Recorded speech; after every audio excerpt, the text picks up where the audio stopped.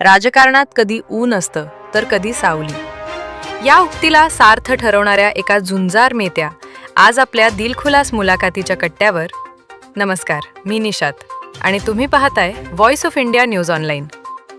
नगरसेवक ते आमदार आणि आमदारकीनंतर पुन्हा नगरसेविका, असा खडतर पण प्रेरणादायी प्रवास करणाऱ्या भायखळ्याच्या लाडक्या नेत्या माजी आमदार यामिनी जाधव यांचं आजच्या भागात स्वागत आहे। नमस्कार, आपण पाहताय ग्लोबल न्यूज नेटवर्क 18 आणि आपल्यासोबत आहे माजी भायखळा आमदार शिवसेनेची वाघिणी यामिनी यशवंत जाधव। आज आपण त्यांच्याशी संवाद करणार आहोत की जो काही मागचा काळ गेलेला आहे, आमदारकीपासून पुन्हा नगरसेवकपर्यंत प्रवास आहे, त्यावर ते कसं पाहतायत आणि हे जे काही प्रवास झालेला आहे त्याबद्दल त्यांची प्रतिक्रिया काय आहे ते जाणून घेऊ। सगळ्यात पहिल्यांदा तर माझा प्रवास हा केवळ आमदारपासून नगरसेवक नाही आहे। एक साधी गृहिणी, त्याच्यानंतर नगरसेवक, त्याच्यानंतर आमदार आणि त्याच्यानंतर पुन्हा नगरसेवक। मला असं वाटतं की मी या सगळ्या गोष्टीकडे पॉझिटिव्ह दृष्टिकोनातून बघते। माझ्यासाठी कुठलं पद मोठं कुठलं पद लहान असं नाही आहे। तुम्हाला ज्या पदामध्ये संधी मिळते त्या पदामध्ये तुम्ही लोकांची सेवा करणं हा तुमचा एम असणं गरजेचं आहे। रादर तुम्ही राजकारणी असण्यापेक्षा समाजकारणी असणं फार गरजेचं आहे। समाजाच्या जवळ जाणं, लोकांचे समस्या जाणून घेणं, त्याच्यावर तोडगा काढणं हा तुमचा पहिला एम असला पाहिजे। या पद्धतीनं नगरसेवक म्हणून मी 5 वर्ष काम केलं। छान काम करायला एक्सपिरियन्स आला। त्याच्यानंतर मग पक्षाने मला आमदार केलं। आमदारकीच्या वेळेमध्ये असं नाही म्हणणार की काम नाही झालं, कारण कोविड होता आणि कोविडवर मी रस्त्यावर उतरून काम केलेलं आहे। उरलेल्या 2.5 वर्षामध्ये जे काय मला जमलं, म्हणजे जवळजवळ 2-2.5 वर्ष कोविडच होता, ते करण्याचा खूप प्रयत्न केला। मला नाही वाटत मी कुठे चुकले। काय असतं की कधी कधी नेमकं इलेक्शनच्या वेळेला विचारसरणी किंवा आपण सत्सक विवेक बुद्धी ज्याला आपण म्हणतो ती जागी असणं गरजेचं आहे मतदाराची।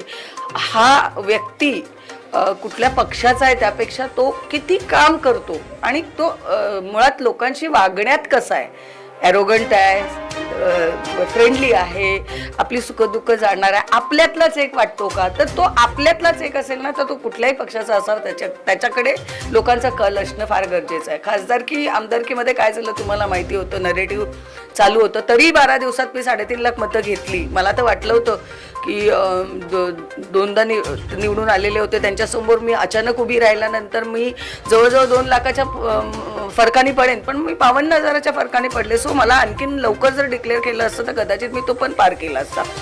पण माझ्यासाठी ज्या क्षणाला जे गेलं ना माझ्या आयुष्यातनं, त्याचं महत्त्व संपलं। जे पुढे काय त्याच्याकडे जास्त महत्त्वाचं बघायचं। नंतर आमदारकी आली। आमदारकीला पण मी तयार नव्हते, पण तरी मलाच तिकीट दिलं गेलं आणि पुन्हा तेच झालं। एक गट्टा मतदान एका समाजाचं त्यांना मिळालं, आमदारकीसुद्धा मी हरले। पण ठीक आहे, आमदारकी हरले, पुन्हा मी विचार केला की आता आपण निवडणूक नाही लढायची, पण समाजापासून लांब नाही जायचं, लोकांची मदत करायची। कारण माझं लोकांशी हॉस्पिटल, शाळा, इतर सगळ्या लोकांशी माझं कनेक्टिंगविटी चांगली आहे, त्यांच्याशी चांगलं काम रिलेशन आहे, त्यामुळे मी लोकांची कामं करू शकते।